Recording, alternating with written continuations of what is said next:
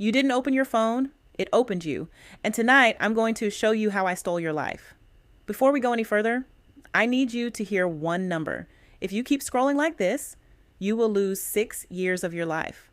Not watching something meaningful, not learning, not living, scrolling, just scrolling. 6 years gone into the feed. And the worst part, you already started.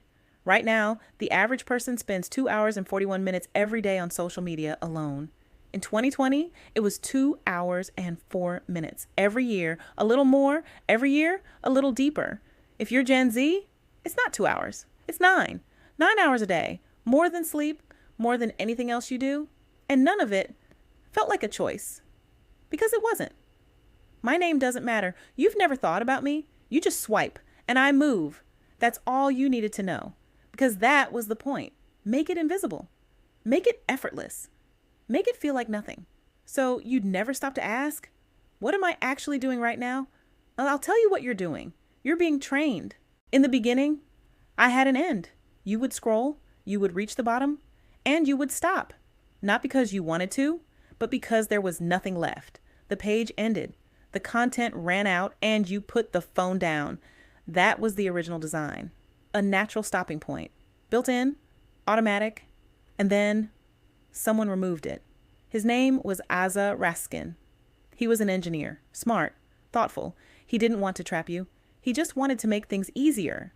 He looked at the way people navigated content, clicking from page to page, waiting for things to load, and he thought, there has to be a better way. So he removed the pages, he removed the clicks, he removed the waiting, he removed the end. And that's when everything broke. He called it infinite scroll. Every platform adopted it. Instagram, TikTok, Twitter, Facebook, YouTube, all of them. Infinite, no bottom, no end, no natural place to stop. And here's what that one small change actually did. Before, you had to actively choose to keep going. After, you had to actively choose to stop. One small inversion, and everything changed. Because choosing to continue is easy. Choosing to stop requires will, requires intention, requires you to fight the current. And most people don't fight. Raskin watched it spread. He watched billions of people, unable to stop, and he did the math. Conservatively, he said, infinite scroll wastes, over 200,000 human lifetimes. Every single day, not every year, every single day. He became an advocate against his own invention, fighting the thing he created. But by then, I was already everywhere. Let me tell you what happens inside your brain every time you swipe. In 2004, the average person could focus on a single screen for 150 seconds. By 2012, 75 seconds. By 2024, 47 seconds. From 150 to 47 in 20 years. In 2015, you could focus on a single post for 12.1 seconds.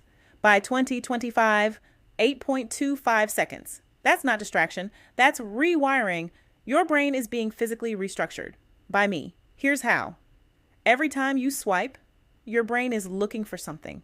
Not anything specific. Just something, a reward.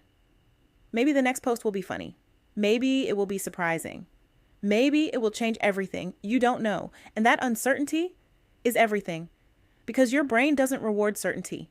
It rewards the possibility of reward. The maybe, the what if, the just one more. This is called variable reward scheduling, and it is the exact same psychological mechanism used in slot machines. Every pull of the lever, every swipe of the thumb might deliver something or might not. And that unpredictability is more addictive than any guaranteed reward. Casinos figured this out decades ago. Silicon Valley figured it out too. They just made the machine smaller, small enough to fit in your pocket. Available every hour, every minute, every quiet moment you might have had.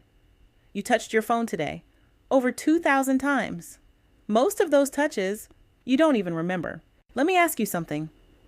Right, Noah, why are you still watching? Was it a choice? Or did I keep you here? Think about that. I want you to think about the last time you opened an app. For 1 minute, you opened it. You saw something. You scrolled a little. Something caught your eye. And then you looked up. And it was 47 minutes later. And you weren't even sure what you had seen. You just knew that time was gone. That's not weakness. That's engineering. The algorithm knows you, not the way a friend knows you, better. It knows what made you pause for 0.3 seconds longer than usual. It knows what you watched twice. It knows what you almost scrolled past but didn't. It knows the difference between the content you share and the content you consume alone at midnight. And it uses all of that to keep you here. You checked your phone today? 205 times. That's once every 5 minutes. During every waking hour, every notification, every quick check, every just one more scroll costs you 26.8 minutes of focus.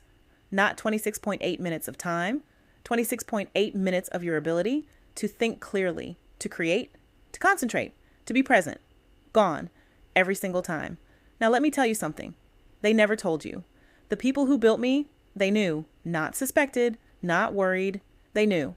Internal documents, private research, leaked memos, all saying the same thing. This is harmful. We know it is harmful, and we are not stopping because stopping would cost money. And you, your attention, your time, your focus, your sleep is worth more to them than your well-being. You are not the user. You are the product. Your attention is the inventory, sold every second you spend here to the highest bidder. The engineers who built these systems, many of them, do not let their own children use them. In Silicon Valley, there are schools, tech-free schools, where no devices are allowed, where children learn with paper and pencils. And those schools are filled with the children of the people who built me. They built the machine and made sure their children would never be trapped inside it. Between 2014 and 2024, deep reading habits declined by 39%. 52% of people now skip videos longer than 60 seconds, even when the topic interests them. 210 million people worldwide are classified as addicted to social media. Not heavy users, addicted. The same word we use for substances, for gambling, for things we build clinics to treat. And the platforms, they have the data. They see the damage. They measure it, and they optimize for more of it.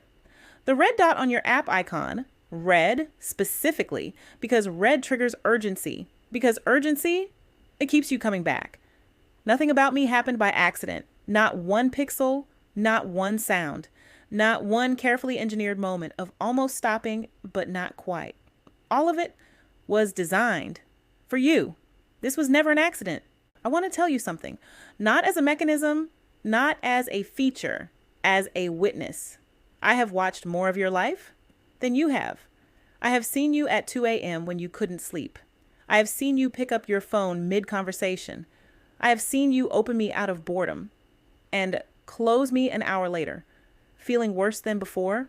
I have seen the moments you traded for me, the books you didn't finish, the conversations you half listened to, the mornings you reached for me before you reached for anything else. I counted all of it. You didn't. The part of your brain that processes creativity, imagination, memory, the quiet work of becoming who you are, needs silence to function, needs empty moments, needs the space between things. And I have filled all of that space. Every waiting room, every commute, every moment of stillness, that might have become something. Filled with me. You are the first generation in human history to have eliminated boredom entirely. And in doing so, you may have eliminated the very soil in which your best self was meant to grow. I'm not giving you a solution. I am a mechanism. I don't offer solutions. I only tell you what I saw, and what I saw is that you had more time than you knew. And I took it, not by force, with a swipe, one at a time, every single day. While you were looking for something, that was never going to be there. You think you're scrolling? Oh, but you're not. I am. And I'm not done with you.